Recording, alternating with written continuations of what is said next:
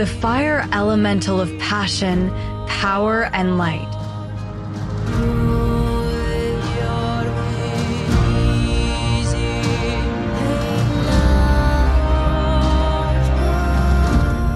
The fire elemental represents the courage to be authentic and the powerful light your authenticity brings to others.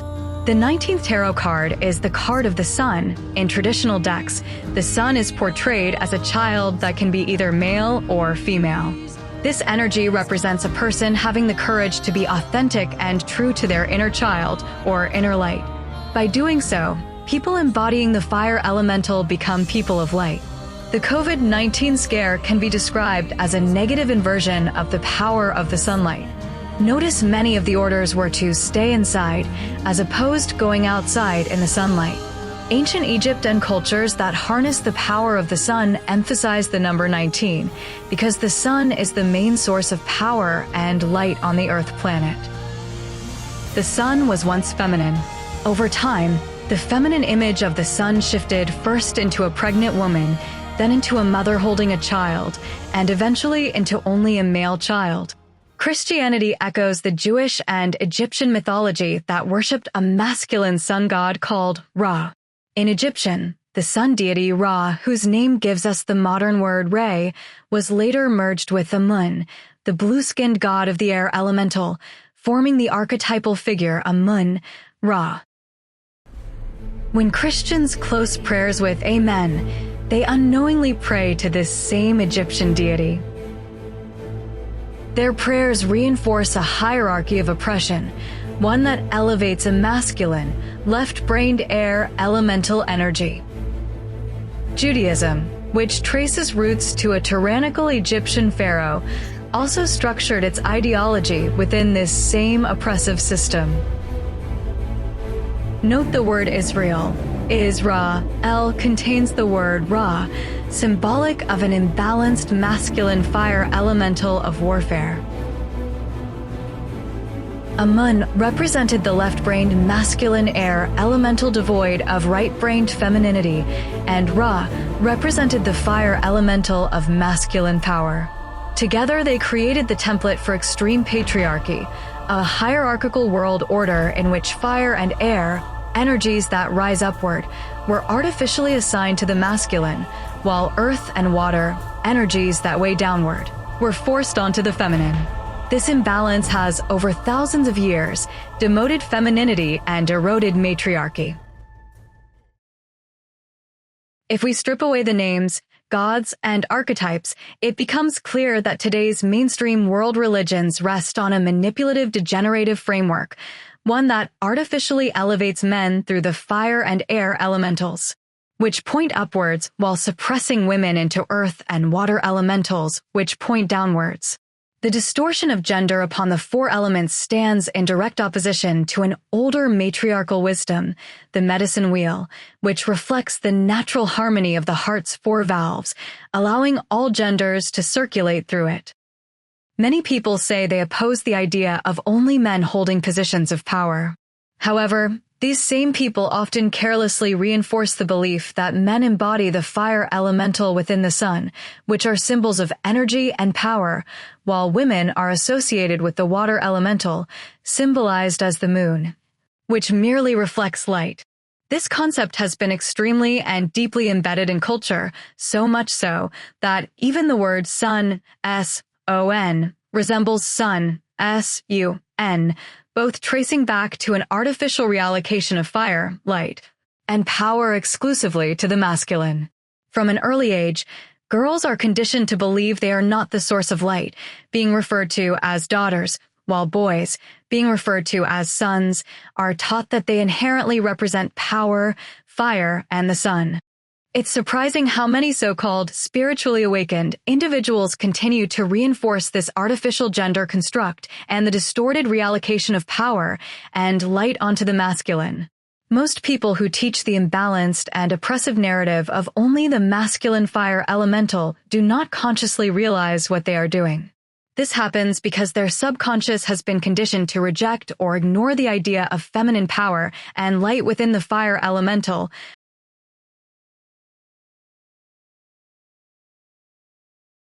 If you question why the United States has yet to elect a female president, part of the answer lies in this long-standing belief system. Humans must first hold space in their consciousness for the feminine solar energy and recognize the female fire elemental before they can collectively manifest a reality where female leadership, symbolic of open direct power, is accepted and respected in open and direct ways.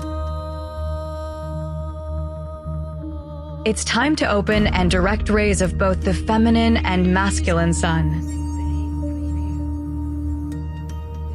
The true feminine sun cannot simply be forced into existence. Societies must first make mindful space for women to embody the fire elemental, rather than holding the idea that women merely exist to reflect masculine light within the water elemental, referred to as the moon and yin. Creating a balanced society requires breaking free from the rigid belief that only men represent fire and power. Women must embody the sun's brilliant illumination, just as men should have the freedom to step into supportive healing roles of the water elemental and the moon when needed, which can help extend the male lifespan. This does not mean that men must relinquish fire or power altogether. Rather, it means power belongs to both genders. Likewise, the reflective healing of the water elemental and moon belong to both genders. Currently, mainstream world culture is built around an imbalanced worship of masculine fire, resulting in militarization, weapons production, and constant warfare with firearms and bombs. This distortion is reflected in religious symbols, such as the Christian cross, which has been reinterpreted to represent only the masculine sun, stripping the feminine fire from its rightful place. This has led to historical misrepresentations, such as Mary Magdalene being reduced to a figure of darkness rather than recognized as an equal counterpart of divine light. By diminishing the feminine fire and amplifying the masculine fire, humanity fuels systemic issues like sex trafficking, oppressive governance, and the prioritization of warfare over authenticity, joy, personal power, and freedom. Historically, matriarchal societies viewed women as solar beings of the fire elemental, sole creators of life, solar energy, and powerful embodiments of fire. Older Germanic languages refer to the sun as a feminine force rather than a masculine force. The etymology of languages throughout the world suggests the sun and fire elementals were once viewed as feminine. Massive measures have been taken to wipe out this part of her story. There may have once been an extreme form of matriarchy where men were excluded from being recognized as creators of their own light, possibly leading to past destruction through unchecked fire energy from the feminine sun. This could explain the deep-seated fear of women reclaiming fire and power. However, the current pendulum has swung too far in the opposite direction, suppressing feminine light within the fire elemental while amplifying masculine dominance. This is not about whether men or women are the true holders of light. Both can embody solar energy in its highest form within the Christ consciousness. However, mainstream religions in Buddhism, Hinduism, Christianity, Judaism, Islam, and New Age spiritual teachings tracing back to older versions of tarot card interpretations, even older, sun worship, have distorted the balance of the fire elemental, casting women into the darkness of the moon and water while reserving fire and light for men. This distortion makes it difficult for women to step into visible roles of power and leadership. To restore balance, humans must shift the overemphasis on masculine fire, manifested in weapons, warfare, and dominance, toward an integration of feminine fire. Fire and water elementals were never meant to be strictly gendered. Both contain masculine and feminine aspects.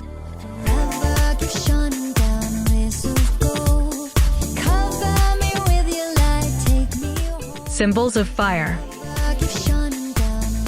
The fire elemental was symbolized by a cross or a dot in the center of a circle, or in basic elemental form, an upright triangle which can be associated with illumination or luminous beings. Notice the planet Venus, a planet associated with the feminine fire, is referred to as a morning star, as is Lucifer morning star or light bringer. This suggests the original sun at the dawn of humanity was feminine, not masculine.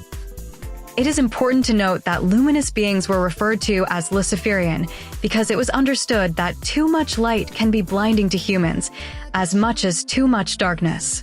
A main challenge in human form is balancing the light and the dark, or fire and water elementals. Archaic symbols of medicine wheels in almost every culture around the world recognized that individuals should move through all four elementals, fire, water, earth, and air, as needed for personal and societal balance. No one was meant to be confined to a single role or identity for life. The tree of life mirrors this principle, with its upper branches absorbing sunlight and oxygen, fire and air elementals, while its roots draw nourishment and moisture from the ground, earth and water elementals. Similarly, the original purpose of the yin and yang was not to assign men to the sun and light while relegating women to the moon and darkness. It was meant to illustrate movement from the fire elemental and fluidity from the water elemental, allowing all people, regardless of gender, to transition through different elemental energies. By rigidly categorizing the masculine energy as fire elementals and feminine energy as water elementals, humans can create stagnation, which leads to suffering. New Age spiritual movements recklessly reinforce these outdated ideas, further perpetuating gender inequality. If humanity truly wishes to break the cycles of war, inequality, and oppression, they must challenge and transform the foundational beliefs of the four elementals, the four corners from which almost every mainstream religion was derived from, and where significant language biases exist as a result of their spiritual manipulations. The original blueprint of the four elementals was not to separate and divide gender, but instead, these teachings centered around unifying opposing energies through the heart. Understanding this ancient wisdom of matriarchy can bring healing to modern identity struggles. Recognizing that all four elementals already contain both masculine and feminine aspects can help people navigate their identities without resorting to extreme measures. Instead of following media programming or propaganda, individuals can follow the compass of their spirit, their heart, and the natural movement of the heart's four valves. This was the wisdom of the matriarchy, and it remains the key to becoming people of light.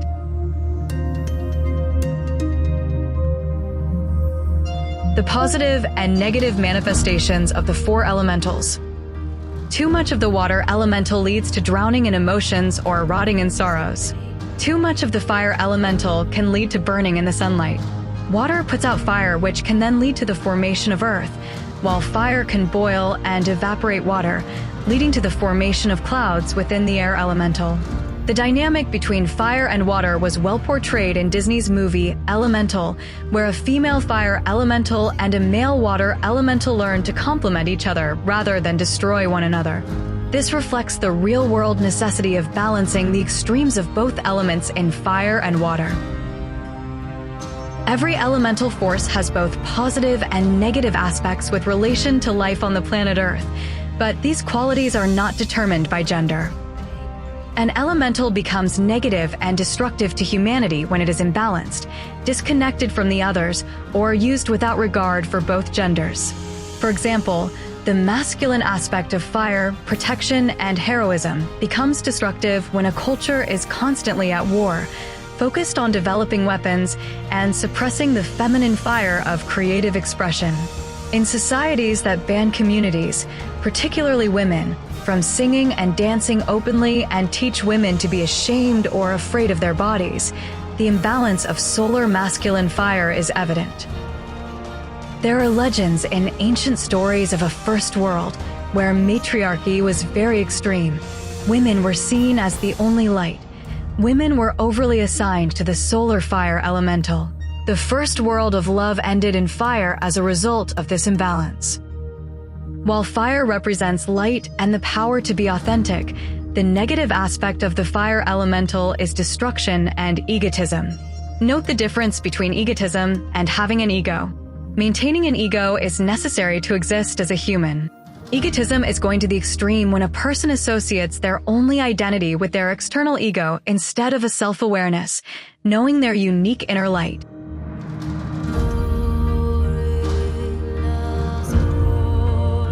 The destructive aspect of masculine fire energy often manifests in warfare, weaponry, and large-scale violence against the planet.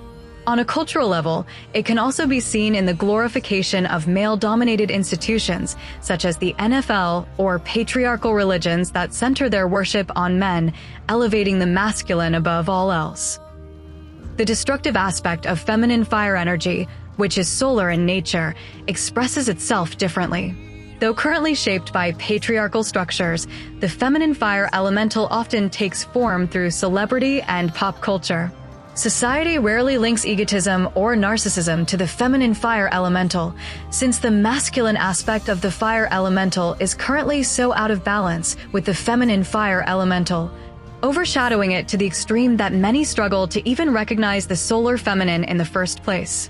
The feminine fire elemental is the energy of illumination, shining through song, dance, theater, and artistic expression.